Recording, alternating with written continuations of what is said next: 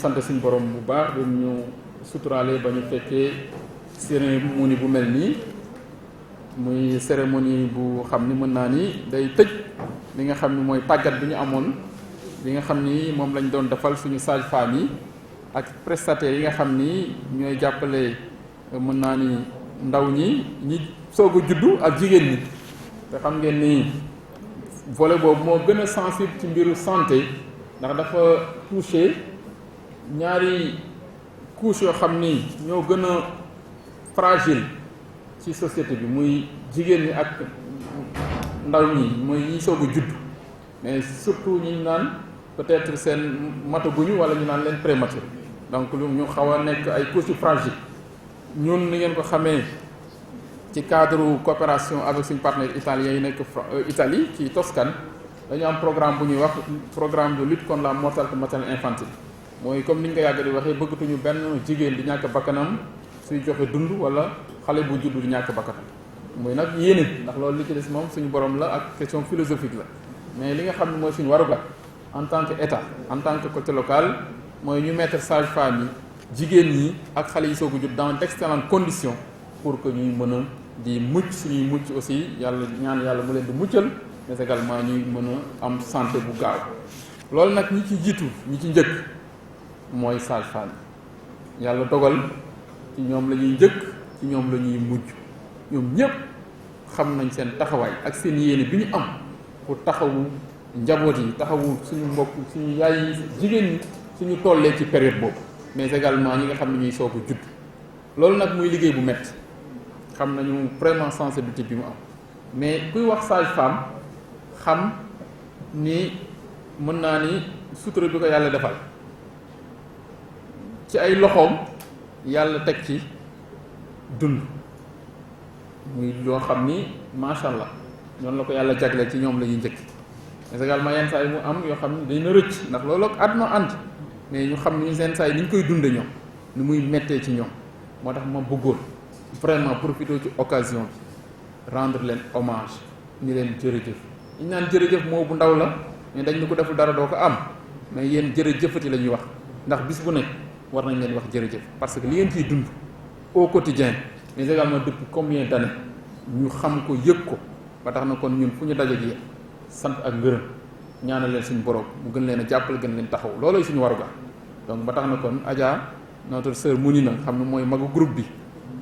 moom yow suñu ko jaarale ci yow nga jawtalil ñu ko yow ak ñoom madame Mangane suñu jigéen yooyu nga xam ne ñëpp donc madame c'est pas Diawara c'est non madame Mangane c'est madame Mangane moom suñu jigéen la suñu vraiment wax leen yéen ñëpp jërëjëf jërëjëf jërëjëf yàlla mi am pay yal na leen yàlla fay yal na leen yàlla gën a taxaw aussi nga xam nañ souvent également yi ngeen ciy dund yu metti yi ngeen ciy dund du ñàkk du ci yéen suñ borom la jógee mais yenn saa yi aussi yéen leen affecté bu baax formation bi ñu def loolu lépp da leen di yokk mun naa ne ay jumtukaay pour nu ngeen gën a mën a liggéeyee ci loolu donc ba yàlla gën a indi mucc ak muccal ci yu bëri yi nga xam ne yéen a koy liggéey muy renforcer ni capacité ci li ngeen di liggéey donc loolu nag suñu amee occasion bi dinañ leen rendre hommage moo tax rek su ma santé bu baax suñu borom nuyu médecin chef région donc moom it muy soog a egsi Thiès ñu koy sant di ko gërëm di ko dalal jàmm mais également di ko ñaanal suñu borom yàlla may ko ndam ci liñ ko dénk ñu gis aussi jéego yu njëkk yi macha allah yal na yàlla gën a barkeel gën a taxaw donc di la encouragé bu baax directeur c'est l'occasion pour ñun ñu bokk ak yow programme yi nga xam ne yàgg nañ ko def ci hôpital bi mais également dans le domaine de la santé naa directeur hôpital mi nga xam ne aussi suñu wëllëre la ñu koy nuyu di ko félicité ci jéego yi aussi hôpital bi di def ak taxawaayam macha allah donc muy taxawaay bu rafet mais également di nuyu représentant UFR santé donc professeur Cissé di ko nuyu di ko sargal mais également médecins yi nga xam ne ñoo yor district yi muy district bu Xombol muy district bu Pout mais également docteur Faye bi nga xam ni mooy suñu njaatige yor district bu Thiès ñu koy sant ci taxawaayam également départemental équipé ko équipement yi gën a moderne defe naa ni tey ñëpp ku fa dugg di nga gis ni Thiès jigéen ñi ne nañ ci conditions yu baax a baax a baax ñi fay liggéey également gis nañu ñoom tamit niñ ko entretenir ndax soo fa duggee presque nga demee ci en Europe Et là également c'est l'occasion de rendre hommage au personnel qui fay liggéeyee ci seen professionnalisme muy coopération boo xam ne kon am na njëriñ ci Thiès ak ci population yi yàlla dogal tey ñoom ñu dugalaat seen loxo ci coopération bi ci mbiru tout tànk yi nga xam ne mën naa ni service pédiatrie la nekk ñun woon dañ leen di former renforcer seen capacité mais également ñu ni woon dañuy liggéey pour renforcer service bi ci ay couveuses ndax dañu gisoon ni hôpital régional day évacuer lu bëri presque par jour auprès de Diamniadio xale yi nga xam ne soog a judd prématuré yi ndax am woon couveuse yu doy ñu ni woon dañuy jël engagement au niveau du conseil départemental jënd sur fonds propres ñetti couveuse renforcer ko couveuse yi nekk hôpital régional. Monsieur le directeur dama lay renouveler engagement boobu nga xam ne conseil départemental jëloon na ko mais également fay mu ngi naan ma les tables de coin pour les tables chauffantes pour les nouveau-nés donc pour district yi également soxla nañ ko c'est vrai que ñoom amuñu kii mais soxla nañ ko loolu lépp rek pour dire simplement engagement bi nga xam ne ñun mën nañ ko am ak jàppale ak accompagnement bi nga xam ni conseil départemental am na ko mën na ko am ci vraiment système de santé bu région bi bu département plus précisément loolu laa doon confirmer rek vraiment wax leen ni on a les moyens de budget pour ça li ñu ko yàgg defee suñu voté budget li ñu ci war a exécuter ñu def ko d'autant plus que cette année yàlla suturaal nañu conseil départemental jot na wàllam ci li ñuy wax les fonds miniers yi mooy fonds yi nga xam ni état bi da koy recouvrer ci mines yi nga xam ne ñoo wër Thiès mooy mine carrières yi yooyu dafa ne combat boo xam ni yàgg nañ koo xeex fu ma xam ni su ITIE doon daje Thiès yàgg naa ko rappeler di même ministre yi fi doon jaar yépp yoroon mine ku fi ñëwoon doon naa la ni mais li nga xam ne moo war a dem ci collectivités locales yi jox leen ñu ko tey président de la république décidé na affecté vraiment li nga xam ni moo jëm ci collectivités locales yi xaalis boobu yemb na ba ñun jot nañu suñu wàll kon ñun Thiès mooy amoon déjà ñu ko doon bokk ñëpp donc dinañ ko defaat mais yàlla dogal na tey mooy yokk na et même am na sama benn xaritu ministre fan yee d'ailleurs dama jot ñaari appui samay xarit benn ministre laa seeti wax ko problème mu Thiès ndax xam nga Thiès bi ñu tasee conseil départemental régional bi dañu jëloon 34 agents bàyyil ñu ko ci 46 jox Mbour je pense 11 jox Tivaouane je pense 10 moins de 10 nga xam ne ñun lépp ñun ñoo ko yem mais su budget bi ñëwoon presque Mbour moo ñu doon ëppale loolu nag yàgg naa ko bind sax ministre yi wante kenn du woon tontu comme tey président de la République dugal na ma ci gouvernement bi ma dem ne leen waa léegi di ngeen ma jox sama wàll am de waaw wala ma wax ko président de la République rek mu jeex kenn ki jox na ma 50 millions dëkk démb tamit jotaan naa beneen 50 millions c'est pour dire pour renforcer rek